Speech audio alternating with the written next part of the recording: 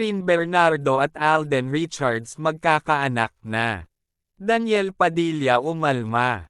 Patuloy ang pag-ugong ng balita sa di umano'y pagbubuntis ni Catherine Bernardo at ang matinding reaksyon ng dating kasintahang si Daniel Padilla matapos nitong matanggap ang nakagugulat na revelasyon.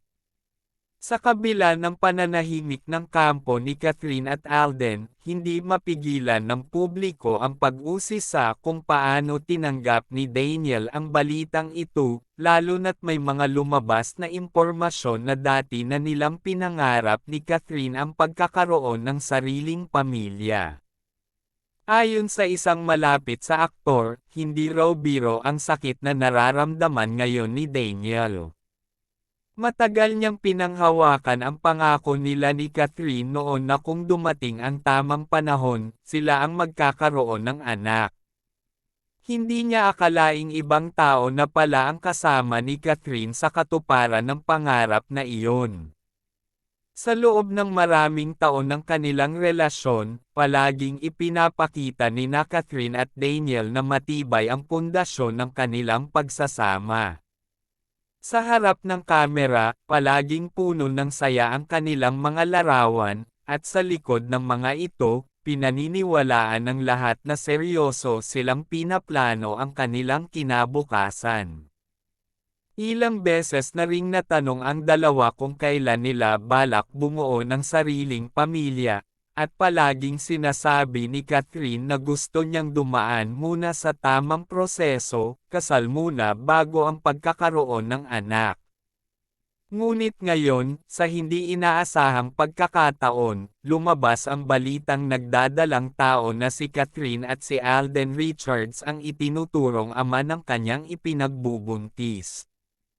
Para kay Daniel, isang napakalaking dagok ito, hindi lang dahil sa hindi niya inasahan ang bilis ng pangyayari, kundi dahil sa pangakong binitiwan sa kanya ni Catherine noon. Ayon sa isang mapagkakatiwalaang source, hindi raw agad naniwala si Daniel nang una niyang marinig ang usap-usapan. Pinili niyang manahimik at huwag magpadala sa mga haka-haka.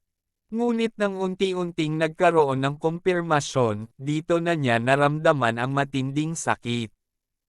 Ayon sa mga nakakakilala sa aktor, hindi lang ito isang simpleng isyu ng pagbubuntis. Ito ay tungkol sa tiwala, sa pangarap, at sa matagal niyang hinawakan bilang bahagi ng kanilang kinabukasan. May ilang mga kaibigan ni Daniel ang nagsabing hindi nito napigil ang ipakita ang kanyang emosyon sa kanilang pribadong pag-uusap.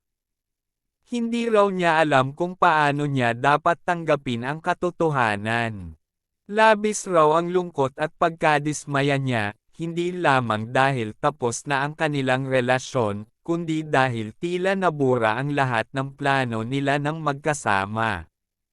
Sa mga huling public appearances ni Daniel, may ilang nakapansin sa kanyang pagiging tahimik. Hindi na ito kasing sigla ng dati, at tila may dinadalang mabigat na iniisip. Ilang beses na ring sinubukan ng media na hingan siya ng pahayag, ngunit palaging iniiwasan ng aktor ang mga tanong. May ilang nagsasabing posibleng hindi na siya magbigay ng anumang statement at piliing dumaan na lamang sa prosesong ito ng tahimik. Habang ang publiko ay patuloy na nag-aabang ng anumang pahayag mula kina Catherine at Alden, marami ang nagtatanong kung ano nga ba talaga ang tunay na nangyari. May mga haka-hakang maaaring matagal nang may namamagitan kina Catherine at Alden bago pa tuluyang natapos ang relasyon ni Catherine kay Daniel. Ang iba naman ay naniniwala na maaaring naganap ang pagbubuntis pagkatapos na nilang maghiwalay. Ngunit anuman ang katotohanan, isa lang ang sigurado, may isang puso na nasaktan at may isang pangarap na tuluyang nawala. Ayon sa isang malapit kay Catherine, hindi rin daw madali para sa aktres ang sitwasyong ito. Hindi raw niya inakala na ganito ka-grave ang magiging reaksyon ng publiko, lalo na't tahimik niyang gustong harapin ang bagong kabanata ng kanyang buhay. Ayaw niyang palakihin pa ang isyu, ngunit hindi rin niya maiwasang maapektuhan sa mga negatibong komento. Samantala, si Alden Richards ay nananatiling tahimik sa kabila ng matinding isyu. Ayon sa mga taong nakakakilala sa kanya, tila nag-iingat siya sa bawat kilos at